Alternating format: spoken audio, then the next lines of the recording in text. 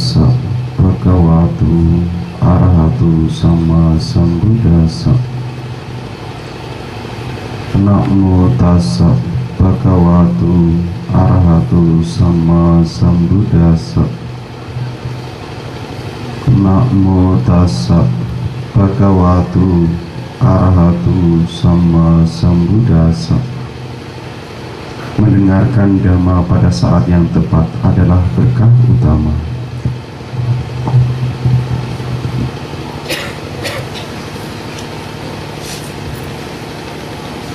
Saudara-saudari, selamat pagi. Masih ngantuk? Masih ngantuk, saudara-saudari? Oh iya, sama. Persis sama dengan saya. Saya juga masih ngantuk, matanya masih berat sekali. Jam 4 bangun, jadi tidak diminta ceramah. Katanya semalam, jadi ceramah enggak? Besok acaranya bagaimana? Mungkin ada ceramah Bante. Biasanya jam 5, setengah 5 itu sudah dijemput. Jadi saya jam 4, setengah 4 sudah bangun. Jam 1 baru tidur. Tapi tidak ada jemputan, enak, nyaman. Saya berpikir positif saja. Panitianya kecapean, pesertanya ketiduran. Jadi bagaimana? Tugasku ringan. Tapi apa? Saya diam saja diikuti. Kok tiba-tiba ada tamu? Bante dimohon untuk mengisi. Oh iya saudara, saya juga berpikir positif kalau tidak diundang. Kalau tidak diundang untuk ceramah, berpikir positif apa? Saya bisa diam, minum yang banyak, minum obat biar tidak masuk angin. Tapi ya tidak apa-apa. Ini jauh lebih bermanfaat, jauh lebih berguna kalau saya datang ke sini dibandingkan kalau saya di dalam kuti. Kalau di dalam kuti, kalau saya meditasi, kalau saya diam sendiri, manfaatnya hanya untuk saya sendiri. Kalaupun praktek meditasi, tidak banyak yang mendengar. Tapi kalau di sini bagaimana? Yang lain bisa dengar, yang lain bisa mendatangkan manfaat. Di kondisi yang sulit, saudara-saudari, seringkali kita memiliki pikiran-pikiran yang tidak baik. Di kondisi-kondisi tertentu, kita juga memiliki pikiran-pikiran yang tidak baik pula. Berpikir, oh orang ini seperti ini, oh orang itu seperti itu. Sebagai contoh, kalau umat yang beragama lain melihat seorang biku yang kemana-mana pakai seperti ini, apalagi kalau pagi hari dini hari sampai kira-kira matahari terbenam terbit di sebelah timur, bagaimana? Bantenya kok kalau pergi-pergi bawa tas, kemana-mana bawa tas tebel isinya apa? Bukan duit, tapi istrinya biku di bawah. Apa istrinya biku? Yang tidak boleh berpisah dari seorang biku.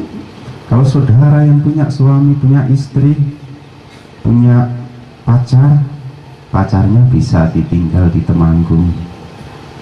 Kalau yang dari Grobogan misalnya pacarnya orang Temanggung, kalau misalnya yang dari Guo pacarnya orang Pati, bisa ditinggal di sana, bisa tidak bersama, tidak apa-apa, bisa ditinggal kerja yang sudah kerja, yang punya anak bisa ditinggal. Kalau biku bagaimana? Sanggatinya, jubah utama, 3 jubah utama, yaitu sanggati atau jubah 2 lapis, jubah luar ini dan jubah dalam harus dipakai, harus di dekatnya, tidak boleh berpisah, tidak boleh berpisah. Itu jubah utama. Kalau saudara bagaimana? Suami saudara misalnya yang sudah menikah, di rumah saudara di sini, tidak apa-apa, itu tidak boleh. Jadi saudara masih bisa berpisah dengan pasangan Anda, biku. Jubah utamanya selalu menjelang pagi hari selalu bersama, tidak boleh berpisah barang semalam. Sesetia-setianya pasangan Anda masih lebih setia sanggati saya dengan saya. Mengapa? Saya selalu bawa ini kemana-mana, apalagi kalau nginep pasti saya bawa. Kalau di Mendut ya tidak usah dibawa, kalau satu lingkungan wihara. Orang yang tidak mengerti ya, wah ini kok makhluk aneh, makhluk antik. Saya pernah juga mendapatkan suara seperti ini dari umat lain. Ada orang antik ya, bajunya antik ya. Saya ya berpikir saja, beliau-beliaunya tidak tahu.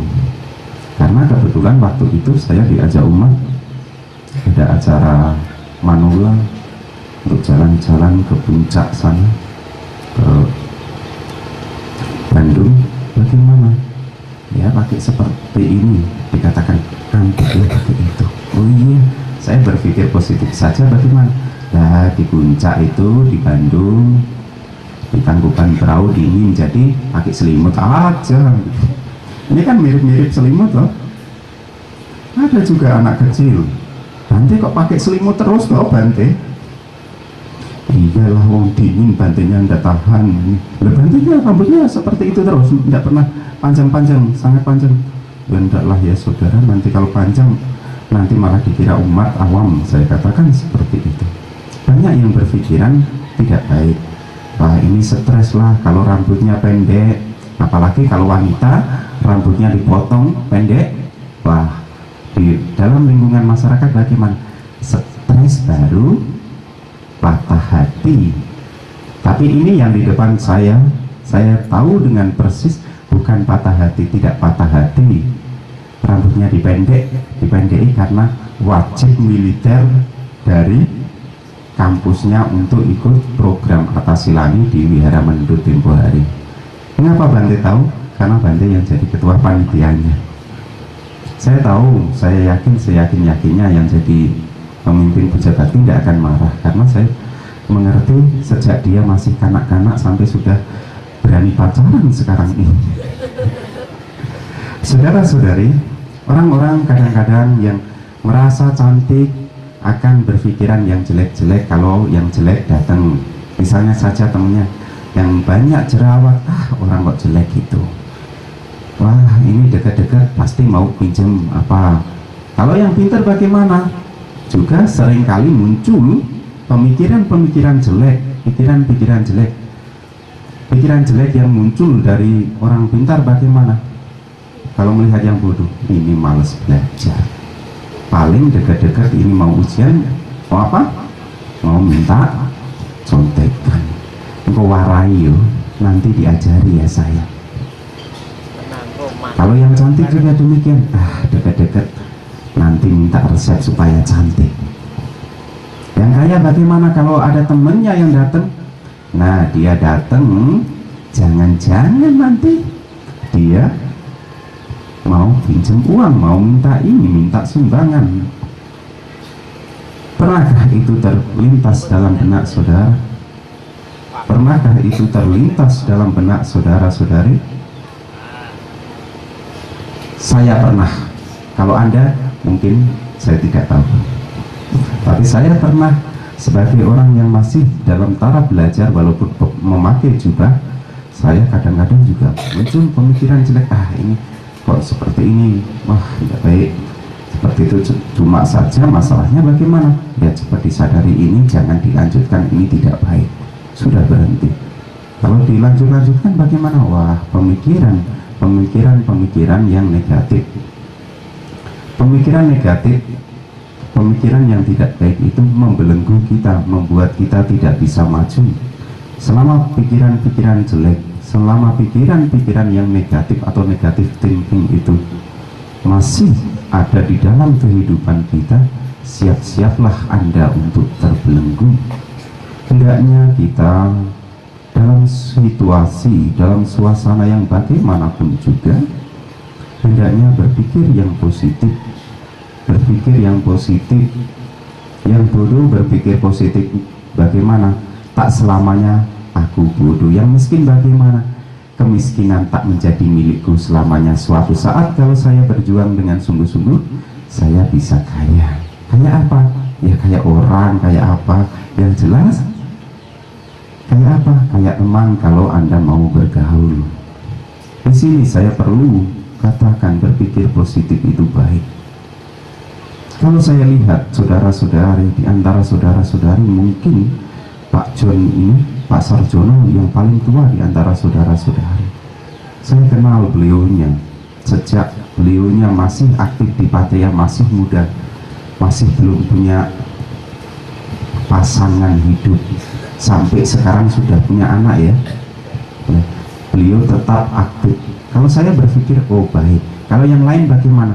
Ada yang berpikir mungkin saja tidak di sini, di tempat lain.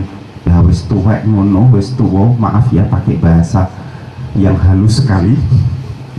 Kok melok-melok toh kemah bocah cilik kok ya percaya, no omah kan turu wae, di rumah kan tidur saja enak. Tapi saya berpikir positifnya bagaimana?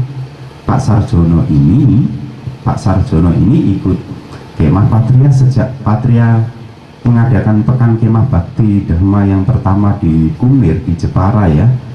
Itu saya berpikirnya apa? Kasih contoh yang muda-muda. Kalau yang tua-tua, yang sudah tua-tua seperti Pak Sarjono, seperti saya sudah tua dibandingkan depan saya, maksud saya depan saya lebih muda, itu bagaimana saya berpikirnya? Saya kasih contoh, Pak Sarjono kasih contoh. Kalau yang tua saja semangat, yang tua juga, yang muda harus semangat. Yang tua semangat, yang muda jangan kalah.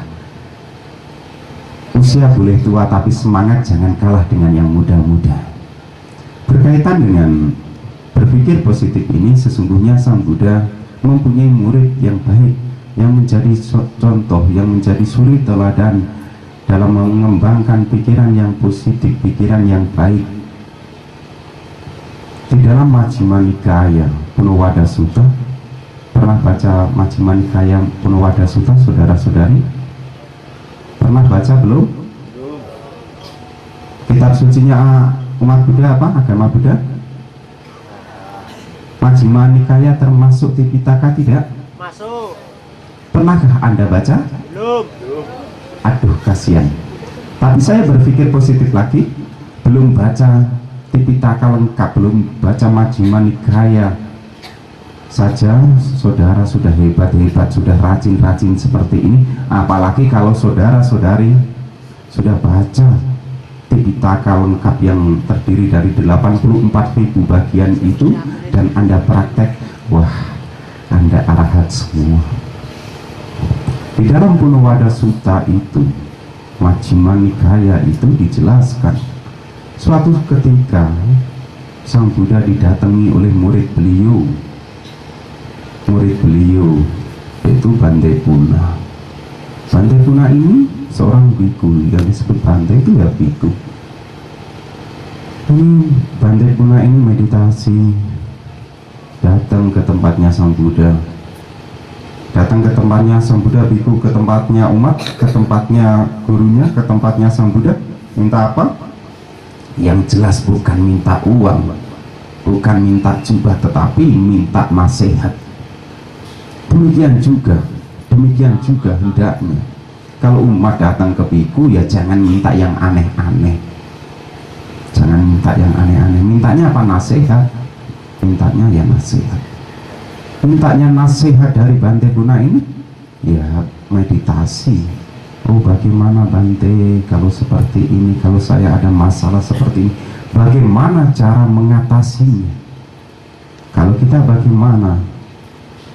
Orang timur sungkan untuk bertanya, berkali-kali berulang-ulang terbentur masalah yang sama, tak mau bertanya. Akibatnya ya di situ saja kemajuannya, menganggap dirinya sudah hebat, sudah sakti, sudah suci, melebihi biku, tapi sesungguhnya kekotoran batinnya kadang-kadang masih tebal. Bante Puna datang ke tempat Sang Buddha minta nasihat, meditasi, karena inti ajaran Sang Buddha sesungguhnya kembali ke meditasi. Setelah diberi nasihat, maka Bante Purna ini ya dengan senang hati mengucapkan terima kasih. Selanjutnya Sang Buddha bertanya, Biku Puna, setelah mendapat nasihat meditasi bagaimana mengendalikan diri, kamu akan tinggal di mana, akan berwasa di mana, akan berdiam selama musim hujan itu di mana? Bante Puna menjawab, Bante atau yang mulia Sambagawa, saya akan berdiam di daerah Sunaparanta. Sang Buddha tahu persis daerah Sunaparanta itu di mana. Daerah Sunaparanta itu di mana? Tahu tidak? Sunaparanta di mana? India. Hah? Tidak tahu? India. Sunaparanta itu, daerah Sunaparanta itu di India. Walaupun saya belum pernah ke sana, tapi karena sudah baca Majjhima Nikaya itu, Punawada Sutta, ya tahu. Yang jelas Sunaparanta tidak akan ada di Indonesia. Sang Buddha tahu kalau di Sunaparanta, penduduk daerah Sunaparanta itu manusianya kurang berbudi. Maaf kalau ada yang namanya budi kalau disebut-sebut. Dikatakan di Majjhima Nikaya itu orang Sunaparanta, daerah Sunaparanta itu kasar-kasar, ucapannya tidak etis, perbuatannya tidak begitu baik. Perbuatannya tidak begitu baik. Sang Buddha bertanya kepada Bante Purna, Biku Purna, seandainya saja dan memang itu terjadi, sepanjang yang saya ketahui, penduduk daerah Sunaparanta itu adalah penduduk yang kasar, yang mengucapkan, yang sering menyampaikan kata-kata mutiara yang menyakitkan hati. Kalau di sini mungkin saja kata-kata kebun binatang keluar, binatang kaki 4 yang suka menggonggong keluar. Binatang kaki 4 yang suka menggonggong apa?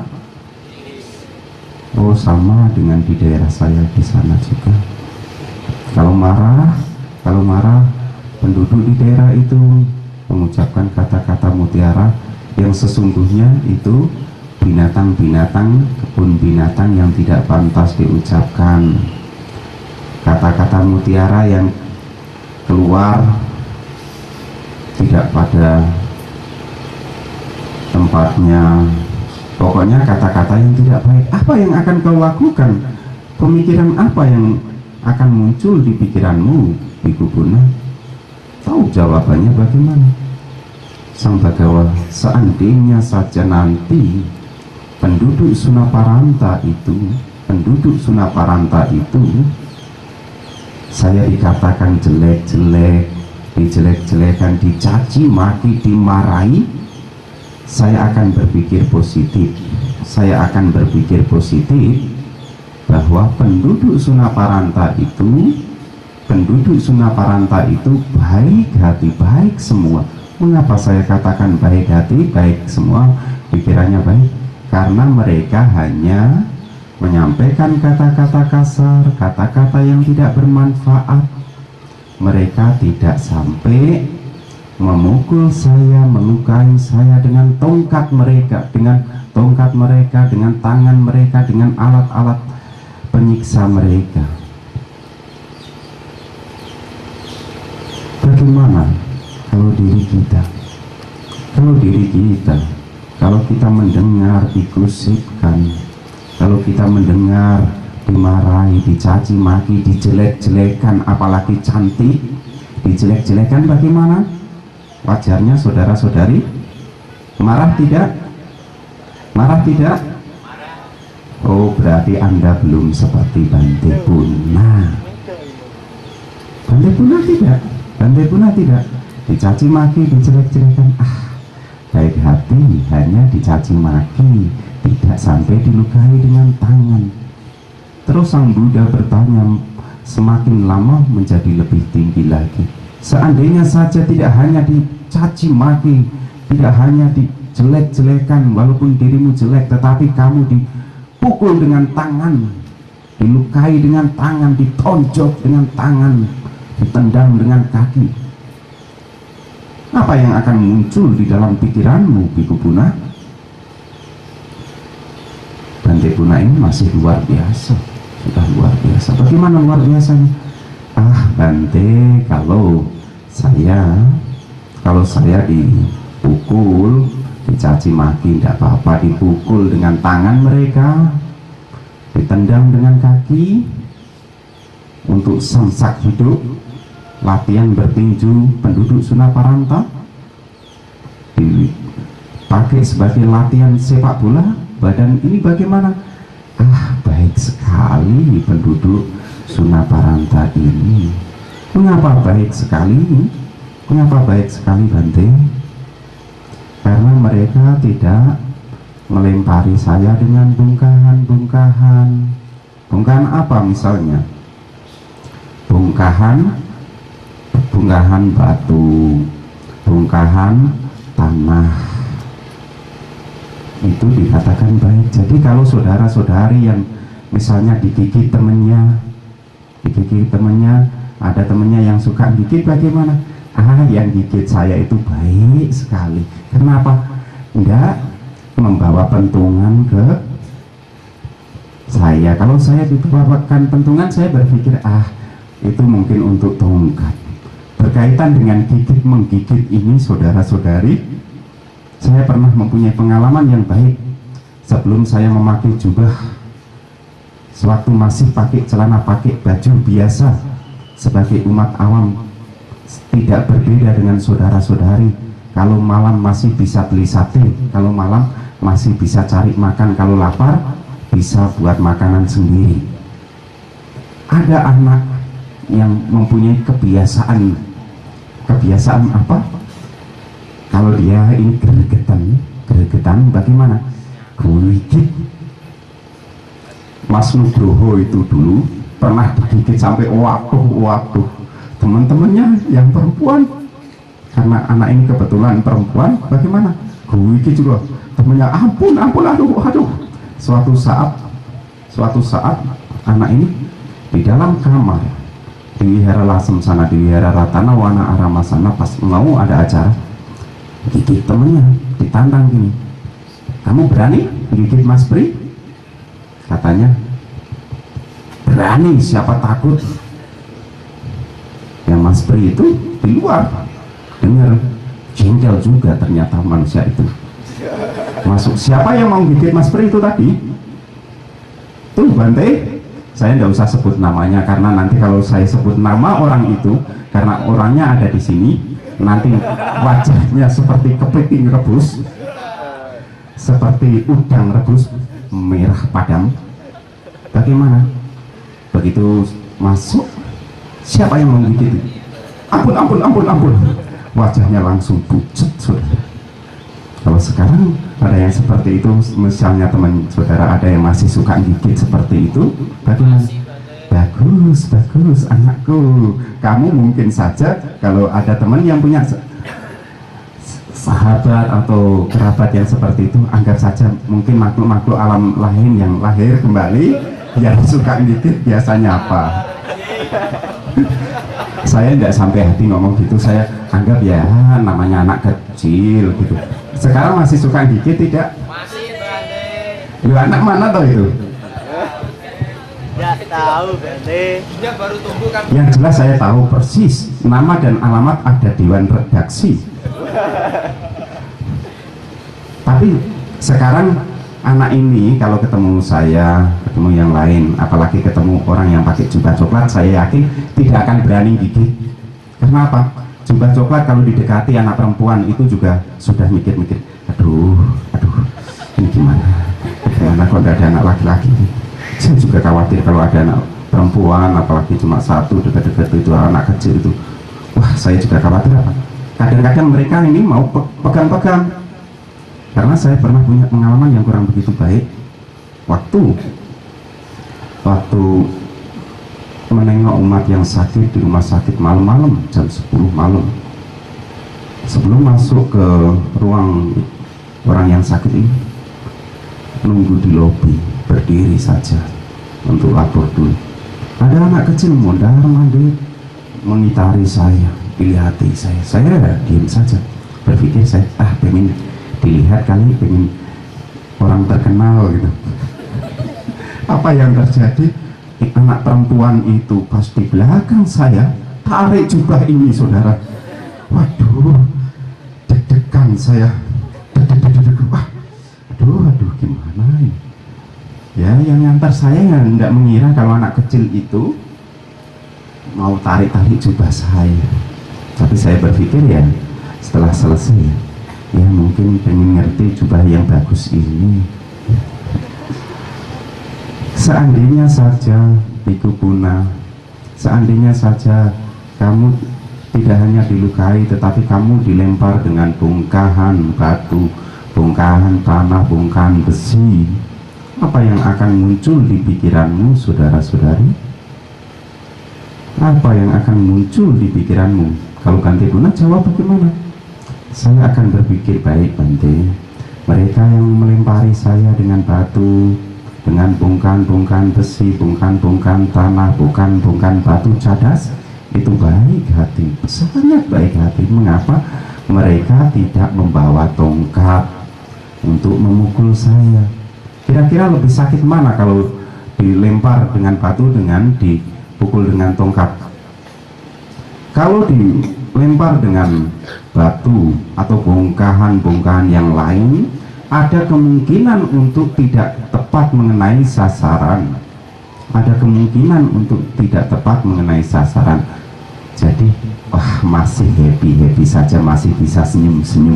Tapi jangan sering-sering senyum-senyum sendiri, jalan-jalan sendiri, senyum-senyum sendiri, nanti dianggap sebagai orang, ya orang yang kurang sedikit lah. Sarno. Tapi kalau ada orang senyum ya baik juga, karena senyum itu sebagian dari ibadah. Paling tidak orang yang senyum itu akan tampak indah, tampak cantik. Yang laki-laki tampak ganteng, karena apa? Wajahnya berseri-seri. Berbeda kalau mukanya ditekuk, kelihatan cepat tua dan benar-benar sudah tua kalau usianya sudah 80 tahun. Seandainya saja kamu dipukul dengan tongkat, apalagi yang memukul kamu itu ahli bela diri, pakai tongkat berpiling, pakai jurus tongkat pemukul anjing. Nah, yang pernah belajar bela diri, apalagi kungfu Mandarin, tahu tuh tongkat pemukul anjing, jurus tongkat pemukul anjing. Yang tidak pernah lihat film kungfu, apalagi filmnya Jet Li, Jackie Chan, dulu ada filmnya Yoko, ya ketawa saja. Anak zaman sekarang sudah tidak kenal Yoko. Itu bagaimana seandainya kamu dipukul dengan tongkat berpiling, misalnya tongkat rotan yang dipiling itu, apa yang akan muncul? Apa yang akan muncul di dalam pikiranmu, Biku Puna? Bante Puna ini memang luar biasa, patut menjadi suri teladan, mengatakan seperti ini. Bante, orang yang memukul saya itu baik hati Bante, baik hati Bante. Mengapa? Hanya memukul saya dengan tongkat. Pernah dipukul dengan tongkat, saudara? Pernah dipukul dengan tongkat rotan? Itu sakit sekali. Karena apa?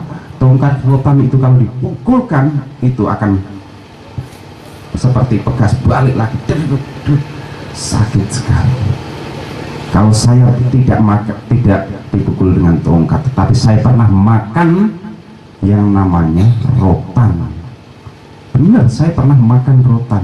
Saudara, saya rasa belum ada yang makan rotan. Saya sudah pernah makan rotan. Winarti, Mbak Winarti sudah pernah makan rotan? Belum? Mau makan rotan?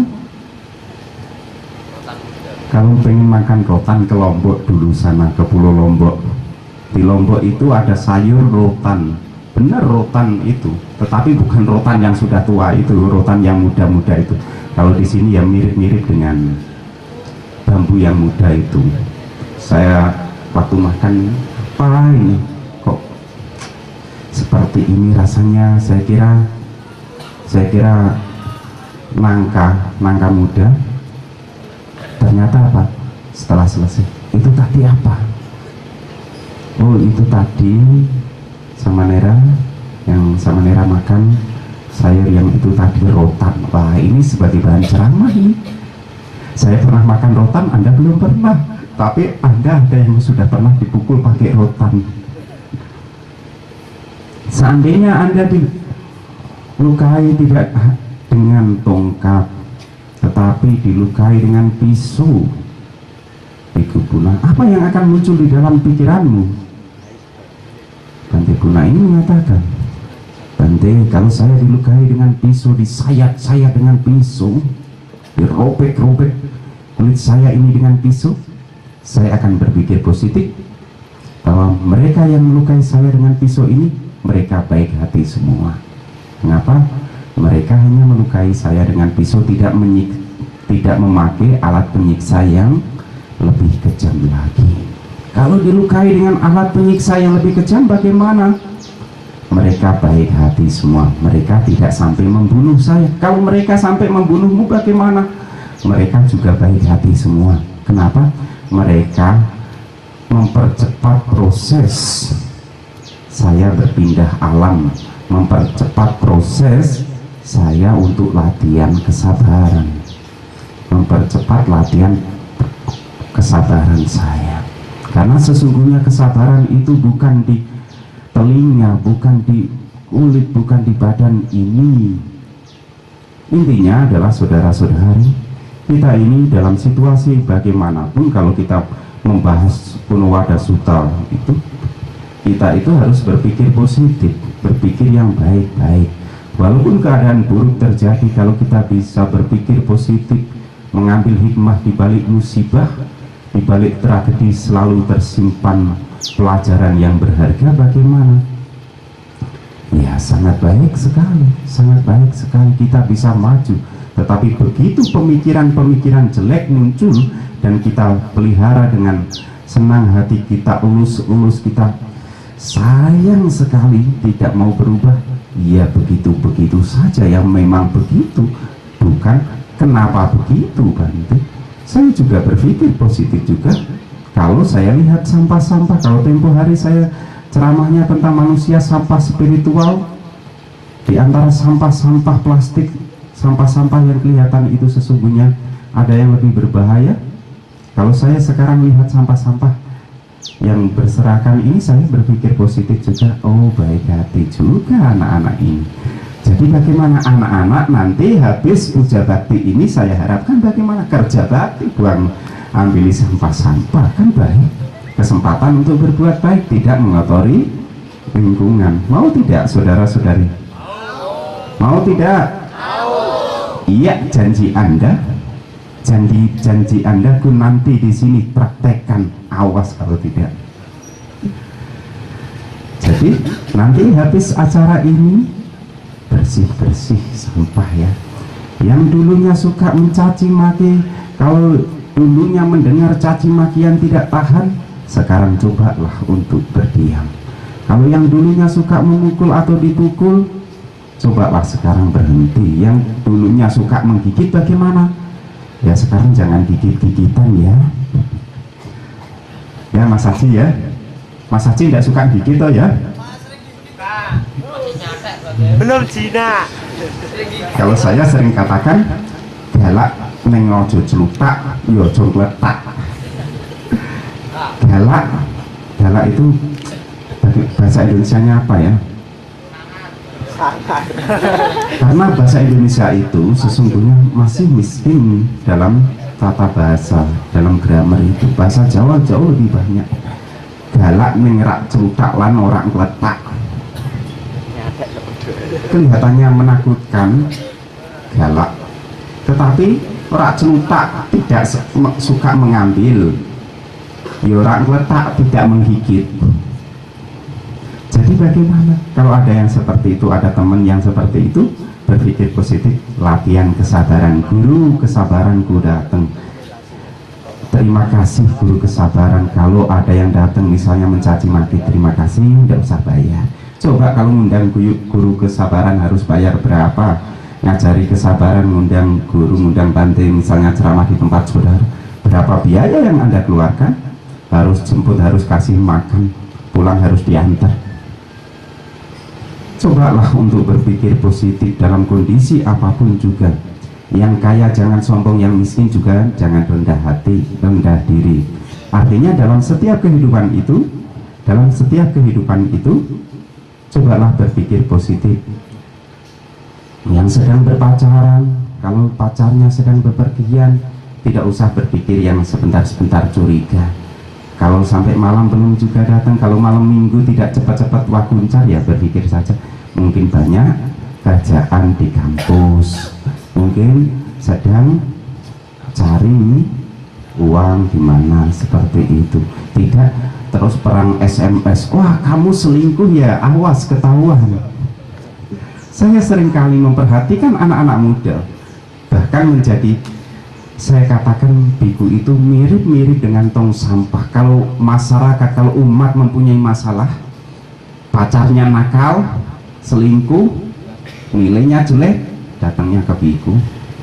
Bante, ini loh sampah, pacar saya kok selingkuh, ini bagaimana? Sampai ada yang telepon tuh nangis, nah ini saya dikira selingkuh. Bante, lah kamu selingkuh? Enggak kok Bante. Oh iya bagus lah, enggak selingkuh, biarin aja, mereka enggak tahu, saya katakan.